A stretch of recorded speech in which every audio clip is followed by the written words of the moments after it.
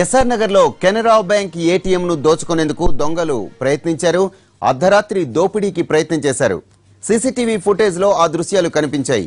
ముఖాలకు మాస్కులు వేసుకుని దొంగలు కనిపిస్తున్నారు. దీనికి సంబంధించిన పూర్తి వివరాలు మా ప్రతినిధి శర్మని అడిగి తెలుసుకుందాం. శర్మ, చెప్పండి, ఎస్ఆర్ నగర్ లో కెనరా బ్యాంక్ ఏటీఎం చోరీకి సంబంధించిన ఎటువంటి విజువల్స్ బయటపడ్డాయి? దీనికి తాలూకా పూర్తి వివరాలేంటి?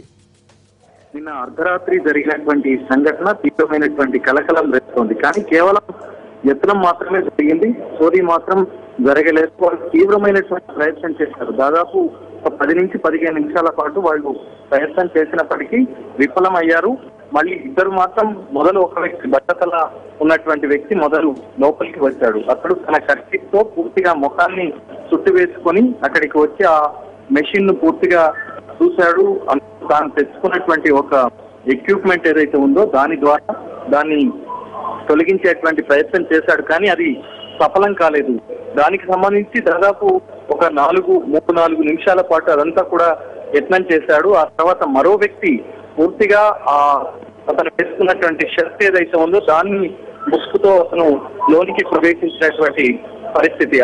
ఆ వ్యక్తి కూడా ప్రయత్నం చేసేటువంటి యత్నం చేశాడు. అతడు లోపలికి వస్తున్నాయి ఎక్కడ కూడా తన ముఖం కనిపించకుండా పూర్తిగా ముసుగు వేస్తున్నాడు. ఆ తర్వాత అతడు ఒక ఎక్విప్మెంట్ అయితే తీసుకొచ్చాడు, దాన్ని పక్కకు పెట్టాడు. ఆ తర్వాత దాని అయితే వాళ్ళకి కొంత అనుమానం అయితే కలిగింది. సీసీ కెమెరాలో తమ విజువల్స్ ఉన్నాయి కాబట్టి చాలా జాగ్రత్తగా ఉండాలన్న ఉద్దేశంతోనే వాళ్ళు చాలా జాగ్రత్త పడ్డారు.